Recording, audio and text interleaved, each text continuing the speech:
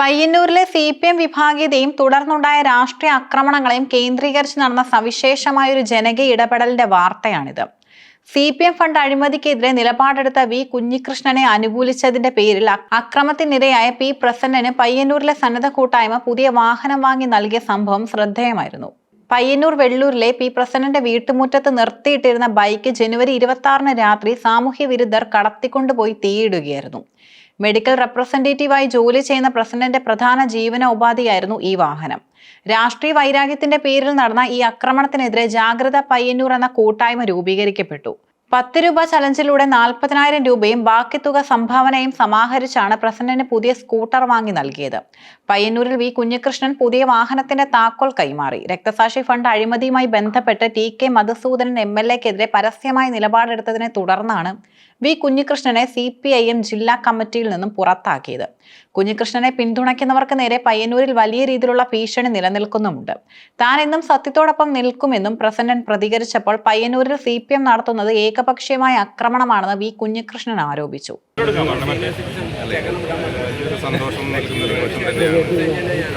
ജനങ്ങൾ കൂട്ടായി എടുത്തൊരു തീരുമാനം പ്രകാരം ഇങ്ങനൊരു ബൈക്ക് സമ്മാനിച്ചത് നല്ല സന്തോഷം തരുന്ന ഒരു നിമിഷം തന്നെ.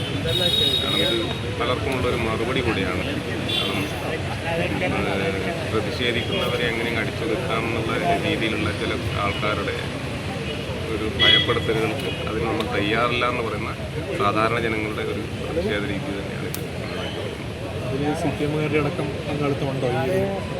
പൊതുജനങ്ങൾ എന്ന് ഞാൻ പറയുന്നത് പൊതുജനം തന്നെയാണ്. പൊതുജനങ്ങൾ എന്നല്ല, പൊതുജനങ്ങൾ തന്നെയാണ് പറയുന്നത്. ആ പൊതുജനങ്ങളിൽ എല്ലാവരും പെടുന്നതാണ്. എല്ലാവരുടെയും പൊതുജനം തന്നെയാണ്.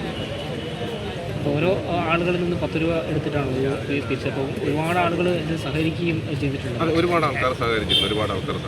അപ്പോൾ ഈ ഇങ്ങനെയുള്ള ആക്രമണങ്ങൾക്കെതിരെയുള്ള ഒരു പ്രതിഷേധം കൂടിയാണ് ഇതെന്നാണ് ഞാൻ മനസ്സിലാക്കുന്നത്. അപ്പോൾ കുഞ്ഞികൃഷ്ണൻ്റെ ഒപ്പം കൂടെ നിന്നു എന്നുള്ള ഒറ്റ കാരണത്തിലാണ് ഈ ഒരു സംഭവങ്ങൾ മുഴുവൻ ഉണ്ടായിട്ടുള്ളത്. അതെ. അപ്പോൾ ഇനിയും ആ നിലപാടുമായി തന്നെ മുന്നോട്ട് പോകാൻ തന്നെയാണ്. നിലപാടുകൾ എന്ന് പറഞ്ഞാൽ നമുക്ക് ശരിയുടെ നിലപാടുകളാണ്. ആ നിലപാടിൽ തന്നെ കുറച്ച് നിൽക്കുന്നത്. നമ്മൾ കൂടെ ഉണ്ടായിരുന്ന ആദ്യം ഈ പറഞ്ഞ സമയത്തുണ്ടായിരുന്ന 3-5 പേരാണ് ഉള്ളത് എന്നുള്ള ഒരു രീതിയിലായിരുന്നു മറുപക്ഷം പ്രചരണം നടത്തിക്കൊണ്ടിരുന്നത്. ആ മറുപക്ഷത്തിൽ നിന്ന് അങ്ങനെയുള്ളൊരു പ്രചരണത്തിന് കുഞ്ഞികൃഷ്ണേട്ടൻ എന്ന് പറഞ്ഞൊരു വ്യക്തി തെരഞ്ഞെടുപ്പിൽ മത്സരിച്ചു. ഇപ്പോൾ മത്സരത്തിൻ്റെ അവസാന ഘട്ടത്തിൽ തെരഞ്ഞെടുപ്പ് കഴിഞ്ഞപ്പോൾ തന്നെ കുഞ്ഞികൃഷ്ണേട്ടൻ ജയിക്കുമെന്നുള്ള രീതിയിലേക്ക് ചർച്ചകൾ മാറി വരുന്നുണ്ടെങ്കിൽ നമ്മൾ ഈ 3-5 പേർക്ക് ഇങ്ങനൊരു മണ്ഡലത്തിൽ CPM-ൻ്റെ കോട്ടയായ മണ്ഡലത്തിൽ ഇങ്ങനെയൊക്കെ ചെയ്യാൻ പറ്റുമെന്നുള്ളത് വലിയൊരു ജനകീയ പ്രതിരോധത്തിൻ്റെ ഭാഗം തന്നെയാണ്. താങ്കളുടെ ബൈക്ക് കത്തിച്ച കേസ് ഇപ്പോഴും നിലനിൽക്കുകയാണ്, ആരെയും പിടിച്ചിട്ടില്ല?